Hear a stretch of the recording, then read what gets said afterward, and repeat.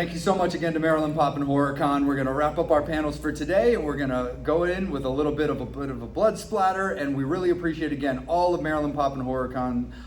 Their courtesies, Best Western, and everything in between. It's been a great time, Baltimore Comedy Factory, for allowing us to do all of the panels right here on their stage. And we're going to jump right into it. Again, I'm Vampire, this is Devil, we're the Vampire and Devil podcast, and we really appreciate being invited to partake in all of this. And we're going to jump right into it. I mean, we're going to get a little bit bloody, we're going to get, a little bit of killers up on the stage, and Warrington, Gillette, an absolute pleasure to have you. Thank you so much for taking some time. And hang out. Thank you for having me. Wow, this is iconic. Vampire and Devil. Yes. In the Baltimore Comedy Factory. Talking to Jason. Unbelievable. That's how it should be. I know, it's been a journey from Crystal Lake to wherever. Absolutely. Everywhere. For sure. Everywhere God. And all things. But again, first and foremost, Maryland Pop and HorrorCon, how has your weekend been going so far, sir? Weekend is, I have no complaints. I'm riding the wave, and I can't believe that, people are so enthralled with Jason, the brand, Friday 13th. It still goes. They haven't made a film in 11 years, and people are still following the brand. They see it for the first time.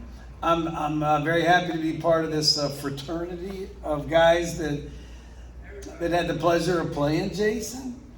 I killed for mommy. I mean, it's quite a story. So whenever I come to a con like this or huge or whatever, I get to relive it, because when you see something, you talk about something, then people ask you questions, then you relive it as you're sharing it with somebody, Yeah. Or then if I do a reunion and I run into some fellow cast members, then it all comes back. Oh yeah. You guys are young, but I mean, it's not usual to be discussing something that happened a period of time ago. Yeah. We're always living in the present, like, what the fuck are we doing now? What are we doing now? Oh, I'm gonna do this. It's a chapter of your life, and then so to answer your question, it's always fun. You get to relive it as you share it with other people, and then I'm ultimately flattered that people want your autograph. Yeah. They're willing to pay for it. And so I make a big effort to try to give them the best merchandise I could possibly get my hands on. Oh yeah. I made sure to always make sure that you're one of my coloring books there. We always have a Jason Friday the 13th that goes around. But no, you definitely don't short out on that. I mean, back home in my office, I've got my Warrington Gillette machete, on my shelf there for sure. But you definitely have so much just like available for the fans when they come to see you. And that's something that I really kind of admire about like what you've done with like the Warrington Gillette Jason Friday brand in your own right, is that it's not just a series of like chosen photos and maybe a mask. You really have done and gone above and beyond to really try to make it a real experience, a lot of just cool things to choose from for maybe any fan that's unsure. Yeah, because you're in an era now where people want to collect memorabilia. Okay, and what are they collecting? 50% of the time, they're bringing their stuff to you. Mm-hmm. So you're signing their property. Fine. The other 50% of the time, they want to. What did you put together that they may want to collect? Yeah. I made a great discovery with this liquid material. It's called resin. Mm-hmm. And then you have the liquid, then you mix it with a hardening compound and put some shades of red in it. Then I put it in like ketchup bottles and I'm spraying it on things. I spray it on everything. People come, they love it. They want the Crystal Lake sign sprayed. A kid bought a mask yesterday. It was not only sprayed with resin, but also bone fragments. Oh, wow. He loved it. The parents were ecstatic. They want to vicariously, they want to collect. Yeah. So I even have burlap sacks that I had hand embroidered. And then I spew a little resin on that, and that's kind of got this multi-dimensional look. It looks wet, but it looks red. They love it. I mean, I enjoy it. I have fun doing it too. The pickaxe is so cool too. Pickaxe, and that one is very, very a hard, I think, rubber, because ever since the Kane Hodder injury where he almost severed a guy's arm, I said, I was at that con. Yeah. Oh my God, you were there. That's so Crazy stupid. one. Yeah. So I can't be in the middle of any accident. So kids are around, and I always say, And I touched it. I said, "This is very sharp. This is very sharp." And then I go, "Well, oh, excuse me." But you can't hand somebody a Well, sharp. yeah, especially when I you're got not sharp expecting machetes and knives there. Yeah. Yeah, Especially no, when you're not expecting it. Especially with someone like Kane, who's just gonna play the part. You know, he's just what he does. Yeah. I know. Well, he's lucky that the person that he almost severed the arm was a friend of his. Yeah. So he didn't get charges. Yeah. And the hotel didn't get charged. Yeah. If somebody gets hurt here, Best Western's liable Well, yeah. Yeah. for allowing something. Anyway, so we're very careful. The fans are amazing. I'm flattered every time, and I share with them the excitement, and you know, it's very flattering. Yeah, 'cause Absolutely. We just saw you like 2 weeks ago, where in the New Jersey one with all your cast members from Friday Part 2. That was a lot of fun, and I wasn't expecting much of that, but it was a huge crowd. New Jersey Horror Con. I couldn't believe it. The guy brought the drummer from Kiss. Yeah. Yeah. God, Peter Chris. I Yep. can believe that's his name. Yep. What a crowd! What a crowd! We were 3 days. And I hadn't seen that girl, Kristen Baker, since, she was naked coming out of Crystal Lake. I'm like, oh my God. Last time I saw you, honey, you were naked. It was good, huh? Absolutely. But when you go back to Friday the 13th Part 2, and you look back at your portrayal and you as the Jason character precursing the visual that Jason became, with the hockey mask and everything, you set the bar for Jason as an adult and the character that then moved forward. What do you remember about how you looked at the character and felt that you needed to portray it? Well, first I got the script, and it was a black face, and it had in gold letters, Jason. It did not say Friday the 13th. And we had no frame of reference, because the only frame of reference we had was, I suppose, Ari Lehman popping up out of the water, right? So we had no frame. So who is Jason? What in the hell is going on here? And obviously, so the first thing you go through was, first I was trying to get John Fury's part, the counselor. Yeah. They said, we'd rather have you Jason. Oh, Lord, well, what is he doing? Who is he? What's the motive? Well, this. So they tell you this. So believed to have drowned. Oh, okay. But he's still here. Oh. And he witnessed his mother's head getting wafted off, so he's very angry. Oh, great. He's angry at this. And now, we got to spend 8 hours to put this makeup on your face. Well, I had no knowledge of makeup. I'd never seen prosthetics before. I was young. I'm still young. When I did it, I was the youngest Jason. I'm still the youngest Jason. Isn't that strange? Anyhow, it doesn't matter. But I didn't know what to expect. I had no frame of reference. So it happened, and you're in the character, and you're angry. You walk around with one eye, and you're working all night. But you're overwhelmed. You're working. Come on, you're in a Paramount picture, and you're young, and you're working. Yeah. You're in a SAG picture, and you're whatever age you are. It's like, oh my God, you better thank your lucky stars. Yeah. Now the next thing in your lucky stars is to look what the brand evolved into. Yeah. I didn't talk about it for years, and I get a call.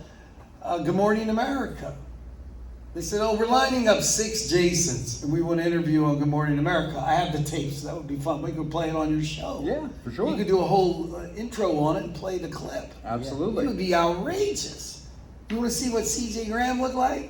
He had hair like Farrah Fawcett. It was all coming out. You can't believe it. I think he was working in a strip club in New York or Chippendale. I don't know what the hell he's doing. He's got his lizard boots on. Anyhow, each person was just more uniquely different and funny. Yeah. And I didn't talk about the whole project, the whole series until that happened. I can't believe this thing is still going. Yeah.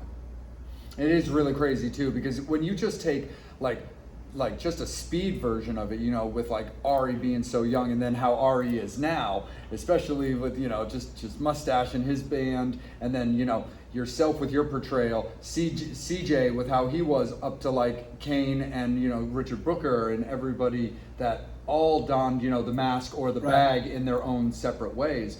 It had to be like kind of crazy to revisit the series at that time after not talking about it, but then also seeing all, the people that follow Yeah, no, you it's as well. crazy. And it's crazy a character could be disliked, and he's just running around, and he's not talking, he's not, he's not following, not getting laid. What the hell? He's just on a mission, just a rampage. And at some point, it starts getting comical. You're laughing. And For one of them, sure. I had to get up and walk out. It was so stupid. And unnecessary sex going on. Like, we don't need to see all this. Right. Come on. No. Anyway, I think that was part of 11 or so. I don't know. Yeah, it was The a whole lot- thing started getting more and more ridiculous. Yeah. But this is the only thing where you could have an entertainment piece and a fan could love you and they never seen the performance. How could you say, I love this singer, but I never heard the music? Right. But I love him anyway. And a kid could come up and want something signed. Oh, yeah, I love the character. Oh, we love Jason. We love Jason. Have you ever seen any of these? No. We love you anyway. Yeah. So that's very unique. Yeah. It A definitely- character, any character you create, to have that kind of longevity, and to have fans like the character that have never seen the character. Right. How is that possible? Or how about people who have come to you with tattoos of of a certain how cool is that to have your image on someone's arm? There's a fellow right next to me. He's a beautiful child, a young girl. And they've been fans. I know them since a child. And then, whatever, running cons. He's got my name tattooed across my signature. Yeah. Tattooed across the arm. Oh man. And this happened again at Javits Center. A woman Oh, wow. come in at the book con. She buys the book, loved it. She loved the graphic that I designed of the palm trees and the this and my vaginal Rolls Royce, and she loved that. And then got my signature across her whole body. My signature. And then then she connects with me on Instagram. And I go, why did you do that? My signature. So I think they got a piece of you. If they took your signature and put it as a permanent mark. Yeah. No, definitely when it comes to that, 100%. With the movies nowadays and the way that a lot of the slasher genres go as well, obviously the term final girls have taken on a whole different meanings and stylistically the way they want survivors to be. How do you remember looking back at how, Amy's portrayal of, the person you were chasing for the final girl of your film? And I think, what can I say? I think she was perfect because she had such youth and innocence and kids in camp. Come on. She had your mom's head. And she wasn't some pompous 5'10" Euro model walking around. No, but she's just a normal all-American blonde kid. Yeah. And then whatever she had going on, and she was very traumatized. Yes. In all these fights. And she had never seen me until I blasted through the window. She never saw what the character looked like. Oh wow. Yeah, because the Carl Fullerton did it, and he wanted to make sure no one saw it. So we were sequestered in his cabin, his makeup cabin. Yeah, no, to answer your question, yeah, she did a great job, and she's got a bunch of fans that are Oh, absolutely. following and supportive. Oh, definitely. In a huge way, and they collect all this memorabilia. It's shocking. Yeah. It's amazing. I mean, Devil and I have seen at various cons things like these giant Camp Crystal Lake signs, but they'll just have so many signatures on there for the people that are so passionate about the franchise as a whole. But I've seen a guy bring a canoe in. Yeah. Got the whole brand signed his canoe. A regular sized canoe. It's crazy. We got some more folks out here. Yeah. All right, okay. We got about 6 people in here. That's all right. That's all right. It's all about fun conversations and still connecting. Hopefully it's for sure. entertaining. Hopefully, to some degree. No, definitely. But it's Vampire Devil and Jason. I mean, that's unusual. very unusual for sure.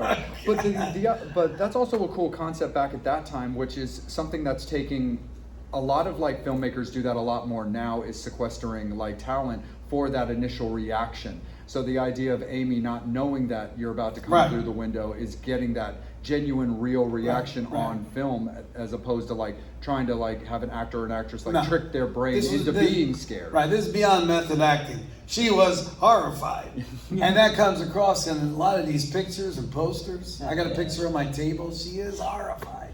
I mean, how was it, obviously you talked about the makeup and stuff like that, but working with the SAC, how was that trying to work and be able to figure out, were you able to see very well? No, you can't or- see half the time. I tried to do a stunt with a sack on my head, galloping a horse, holding a machete. And the sack shifted, and I said, this is great. Now I'm galloping the hell out of this horse across the field with a machete up here, and I can't see. And the sack has shifted. I go, I can't believe I'm doing this. But I make these promo films before any appearance I make them a little commercial. And I put it up on my Instagram. Yeah. Yeah, no, it's all crazy. All these prosthetics and faces and sacks and crazy. Oh yeah. And then when you're underneath all this trying to live the part, yeah, you're furious. You are actually, You start feeling the rage. you start feeling it. Exactly. No, yeah. And then, talk to you about the fans, because you obviously have it up here. Talk about, Bloody Social, the book. Well, Bloody Social is such an unusual story to create, to start. But however, the story, the brand, the story, the book, it's all inspired by a true story. So the true story evolved when my father was having lunch on Friday the 13th. And at present at the lunch, he was in his home with his wife, my stepmother, and I don't know why, she had this controversial pedophile priest. So the three of them having lunch. He eats lunch and drops dead. He died of a cardiac arrest. So I'm the kind of guy to say, well, excuse me, what was in the lunch? I just saw him a few weeks ago. He was fine. Now he had lunch and he died? Well, what was in the lunch? And I only started questioning it after their behavior was abominable. After you've been married 30 years to a guy, you don't go off on a cruise on the Côte d'Azur with your new Latin lover, right? So then, let's just say my complaints worked its way in the national media. I accused my stepmother of murder, and it went over like a bomb. Palm Beach was freaking, New York Post writing about it 20 times, National Enquirer, the Globe, IMDb, anyhow. And I got a lot of heat for that. So anyway, I developed a screenplay. Then I had readings on the East Coast, the West Coast, trying to get this foundation of storytelling right. Well, what story are you going to tell here? Now, this sets you up perfectly. Build your own brand.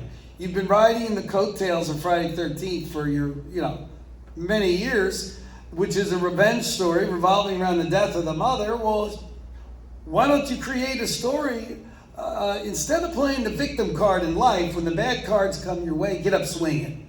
Don't complain and don't play. Nobody wants to hear victim. No, get up, make something happen. So I created positive out of negative, build my own brand. Oh, great. This is going to be called, it takes place in Palm Beach, Florida. It's called Bloody Social. Okay, Bloody Social, murder in Palm Beach. Now we got a great setup for a character, Jason Livingston, and he's going to get revenge over the death of his father. He's a modern-day vigilante, modern-day Hamlet. And he's finding an ill in a society, and they made a mistake. They thought they were going to sweep this under the rug. They made a huge mistake. Because the deceased son is Jason. So anyway, we come out with the book, the murder weapon that you can see, that I believe occurred, is the most dangerous flower in the world. That flower is called oleander. If you ingest oleander in any way, you will have a cardiac arrest. Oh, so my father has a cardiac arrest and the bitch goes on a cruise with a Latin lover? What? And they come back to town and he's wearing my father's clothes around?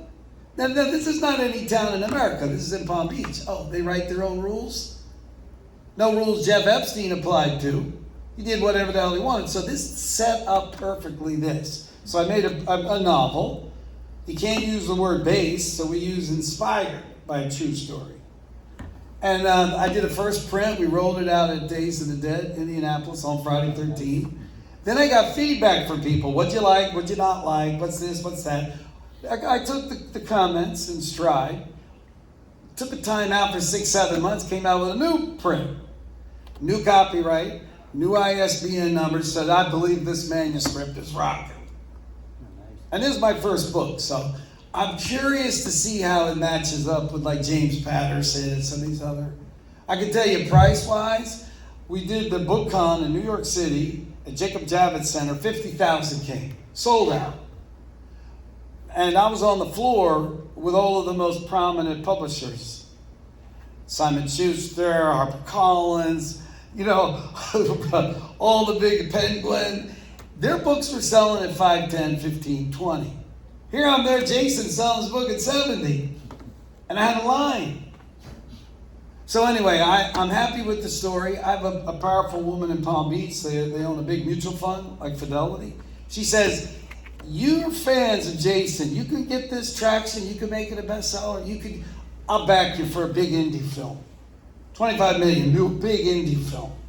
Maybe get Michelle Pfeiffer or somebody of that caliber to play the Black Widow. She's going to whack the husband. Oh, great. She's going to Monte Carlo. She's going to get married up in a little medieval village, then come back to town. Fine, come back to Palm Beach. Okay, keep pushing Jason. Well, sooner or later, you're going to push him over the edge. You're going to push him over the edge. He snaps, and then these conspirators that played a role, are going to get their asses whacked. Speaking of oh, shit. Yes. I was gonna say, speaking of getting whacked and stuff like that, what was your favorite kill on? Everybody asks that. I mean, I think that when they were, making love in the bed, and here comes, they get impaled in the bed. Yep. That's like a double F situation. Yeah. I mean, and that stands out in your mind. No, yeah. Heavily. And, obviously the most powerful scene was the window. But now, here's an odd situation. I was involved in Aspen, running this house, and there was a woman in there. It was her property. Somehow I got in the mix where her lawyers wanted me to do something and run the property, whatever. She goes, everybody's very angry at me. I said, really? Well, what are they angry at you for? Oh, I'm accused of killing my husband. I go, what? Well, I only judge people myself, make my own decisions, but that's a terrible thing. They accuse you of killing your husband. Now I thought, how strange. I'm writing a story about a Black Widow, and now I'm living with one. She did get sentenced life in prison. She did blow up her husband. Her name's Pam Phillips. In Aspen, they had a big insurance policy that if the husband died, she was coming into like $5 million. That caused the husband to blow up. So anyway, in the process of writing this, to go back to your question, this is hard to do. Go sit down and write. If you have 6 target individuals, why don't you write down how you'd like to kill them? This is strange for me to think about that. And then not only think about it, but you're going to write it? What? And then part of the payback of the revenge is that you're going to commit the crime, but someone else is going to do the time. Yeah. So I'm setting you up, and I'm doing the dirty work, but you're going to get the blame for it. Because I'm getting even with you. So you're going to have a choice between, Sparky the chair or lethal injection. You are going to pay the price for all of this. So it's kind of crazy. And then, of course, the Black Widow gets it in the most dramatic, passionate way I could figure out. I don't know. Well, the one thing I think is really cool about the book that I wanted to ask you about is what was your thought process about putting it to paper and as literature work? Because I find when I see a lot of talent that have this idea or a pitch for something they want to continue as their thought process or something that they're passionate about, that they seem to want to gravitate immediately to docuseries or some type of televised situation that maybe could still morph into something much bigger or a movie or this way or that way. What was it for you, an actual physical literature book, to tell the story first? Well, the first thing I tried to write was a screenplay. Right. And a screenplay is basically, if it's a 2-hour movie, it's 120 pages, a page a minute. So you got to, okay. You're telling a story in pictures. And what you would say, when I'm telling a story in pictures. So I kind of went through that process. Then I had a woman from Yale. She was head of the repertory, the literature, poetry. Anyway, she was giving me lessons in New York on writing and structuring and how do you want to tell a story. And now you're a novel, you're storytelling here. And then every now and then the characters will speak in first person, like the Black Widow going to talk, and then the lover who she's marrying, Pablo Rodriguez, drug lord, he's going to start to talk.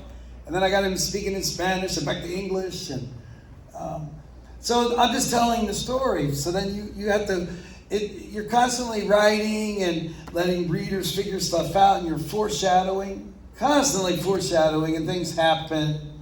And then I wanted to end it with a positive, happy ending. Yeah, I'll show you something that's pretty cool. Yeah. What does the red cardinal mean to you all? Does it have a meaning? Do you know what it stands for? The red cardinal? I mean, for my wife, it's actually a family thing. Like cardinals. Here's a red cardinal. Very big Football teams named after them.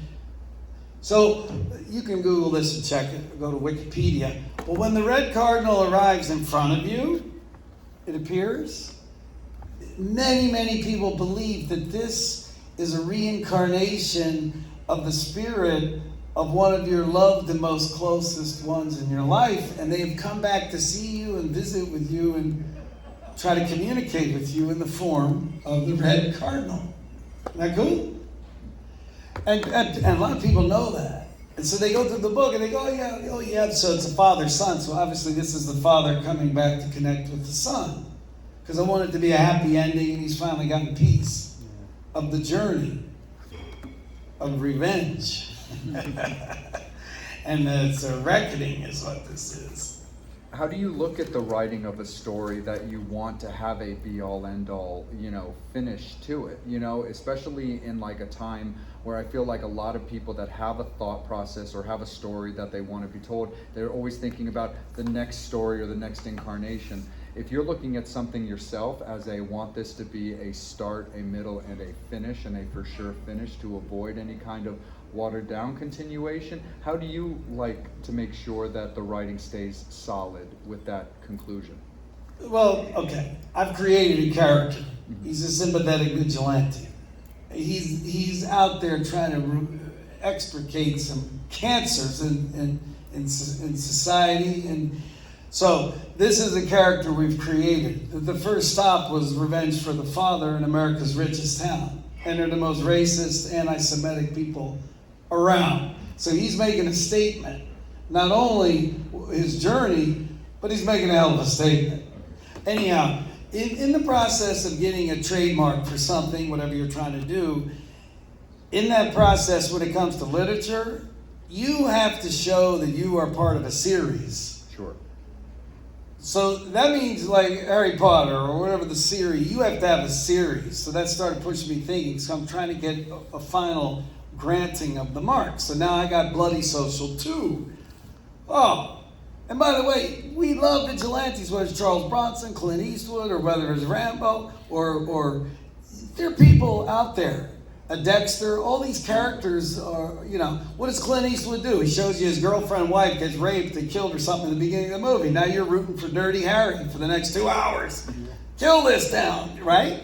Okay, so to go back to your question, I was thinking now a big topic of conversation nationwide, globally, is what in the hell is going on with all these kids? Children, how in the hell can 450,000 children go missing? Oh, and we only got back 160,000? Well, where are the rest? Where are the rest? How could that happen? And every time I read something about a kid, this horrific story, I'm incensed by it. So I would love to do something. Well, let's send Jason to the rescue of the kids. And you will have the nation behind you. Yeah. And if there are politicians involved, if somebody got paid off involved, and this, they're going down. Oh yeah, no. You like that? Oh, absolutely, for sure. You like kids? No, I think he'd be great. He'd be a hero for the kids. Yeah. Go save some kids and kill the bad guys. Yeah. I'm incensed of all this conversation going on. Always about the idea of like taking out the people that are truly like terrible people to Right. Take them out. Everything like Because Jason does not believe in the justice system. It's not working. Yeah. Right. Like you said, like Dexter, you know what I mean? That's basically what he was doing. He was just taking out People Right. who are serial killers, Right. bad people. And it's like, if he didn't do that, the police weren't going to Right. do that job. If he didn't do that job, he saved how many millions Yeah. of people? Exactly. So we want Jason to be the hero. At Crystal Lake, he's just killing campers for the hell of it. Yeah. They're in his space. I mean, this is a little more motivated. Like, he's motivated here. Yeah. I can't just have incidents like this for no reason. I mean, this is not like Son of Sam or what's his name, Berkowitz? Or, Yeah. But anyway, we want him to be the likable hero, helping people. Oh, absolutely. And when you So look- that's to answer your question of the next series, and I got to come up with the concept to be given the trademark. Imagine the trademark registration on this. I got to come up with the next series.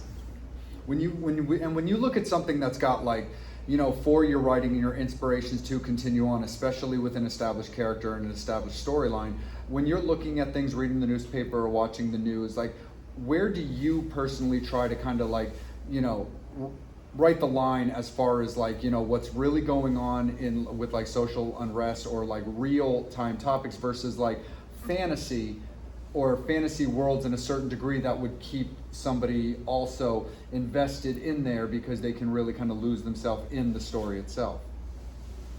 Well, I like the original foundation of storytelling, to be somewhat connected to reality. Yeah. And I spent a lot of time developing relationships with the characters, so that it's going to have meaning. Yeah. I like it close to reality, and I don't really want to get political, whether you're on the left or on the right, but just pick something general that makes sense for everybody. Yeah. Come on. For sure. I mean, when you get the idea, especially now, because like so much of like any type of topics that are in like the news nowadays, there's always something that people are going to be able to connect with personally. So like when you also do, take in mind, hey, this is a story. This is, that I'm just simply telling for you to kind of just get invested in, but also lose yourself in. Like, how do you find, your like creative avenues work for the idea of simply telling a story for people to draw their own conclusions or personal, aspects? I know you're tapping into your creativity to figure out how do I want to paint this picture. And here's the basis of the foundation. And then you could have a subplot going on. I mean, I have Jason falling in love here because I thought that'll add a dimension. But there was a reason why you made Jason fall in love, because then you take away that love interest, now you pushed him over the edge. So however you want to paint the painting, but you have some basic foundations you're trying to follow that you build all that around. And then you try to lure someone in so they will want to go to the next chapter, like tease them a little bit. I got to go to the next one. Yeah. I don't know if it's me, but people don't really read anymore. You're in such a digital generation now. It's instant gratification. Nothing's fast enough. And email's not fast enough. Texting will soon be not fast enough. I don't know where the hell it's going, but I think a lot of people, they just buy the book to buy it. And then if I say, well, are you reading it? No. Have you read any? No. I've been too busy. But I mean, look, we're talking about it because this could set the stage for a big film. Yeah.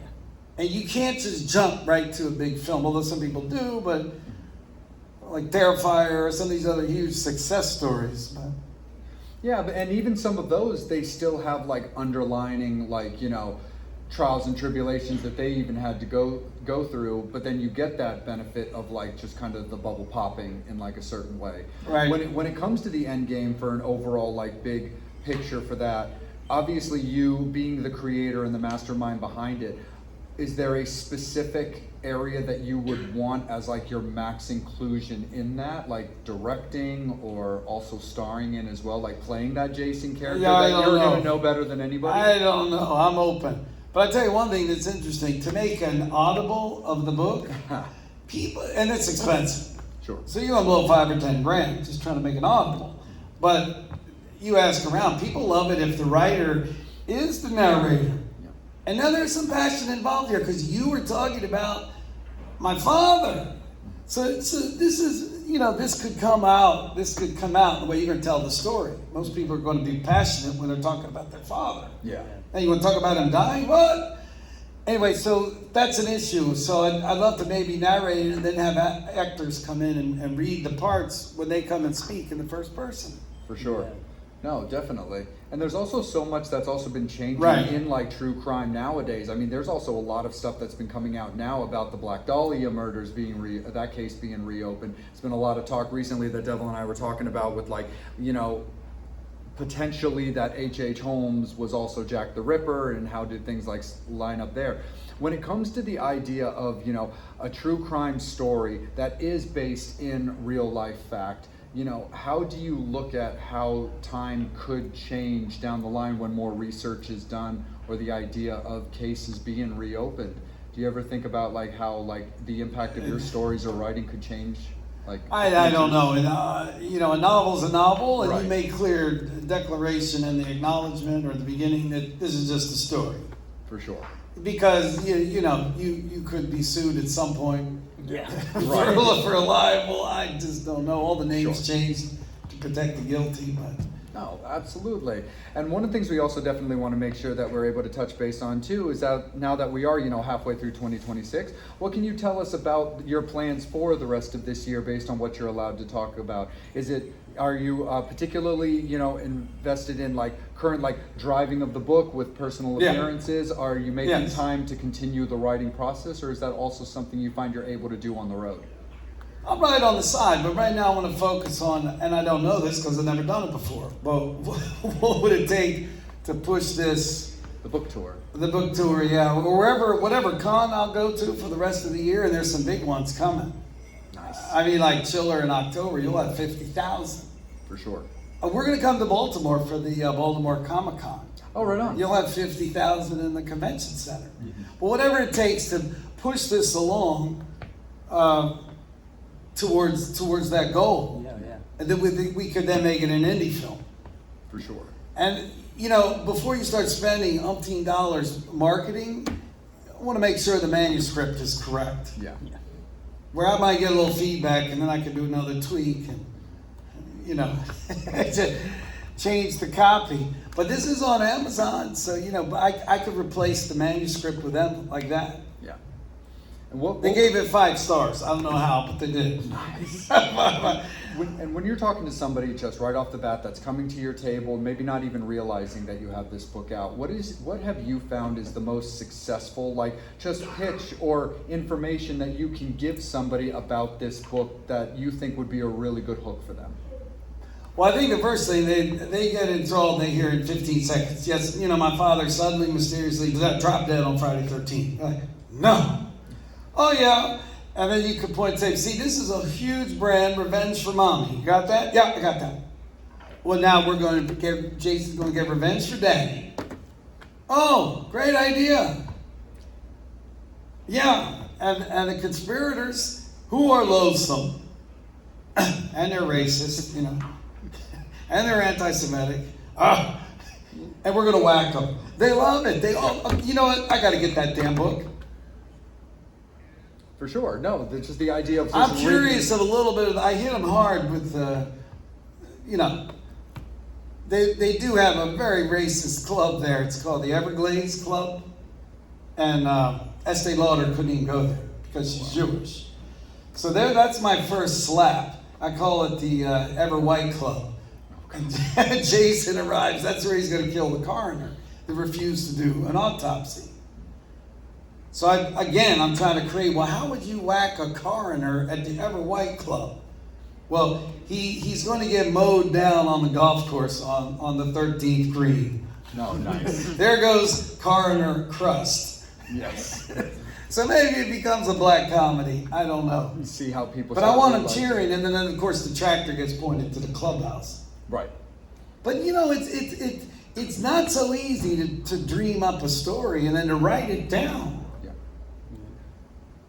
And so, what did we learn from Friday 13th? Well, you've been through that. So, yeah, this is the challenge to create your own brand.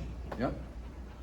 Absolutely. It's, about the branding, but also like setting it up for like this series of stories that also allow for just continuous excitement. Like Yeah. somebody can get really invested into the writing and to the story that's told and be like, man, I can't wait to see where they go. Whether Jason does become that continuous I think vigilante he can going to be. different I think areas. he can be.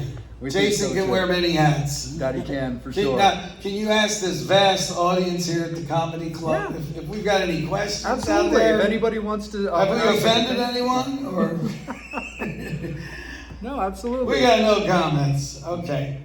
No worries. It's all No good. worries. Well, But Warrington, we really I'm appreciate sitting you. up on the second floor. We got tons. We got books for you. We got pictures, Absolutely. machetes, sacks, Pickaxes and bedazzled masks. and bedazzled masks, and it's a privilege to be here. We really appreciate Wow. you, Warrington. Thank you so much. You guys are something. And where can we see your show? Yep, so we're the Vampire and Devil Podcast. We're on YouTube. We also have our other socials, of course, with Instagram as well as Facebook that you can follow as well. But the Vampire and Devil Podcast YouTube channel is where all of our episodes go out, whether it's showdowns or interviews alike. So again, we want to All right, thank let me you give so you much. a great offer, okay? Okay.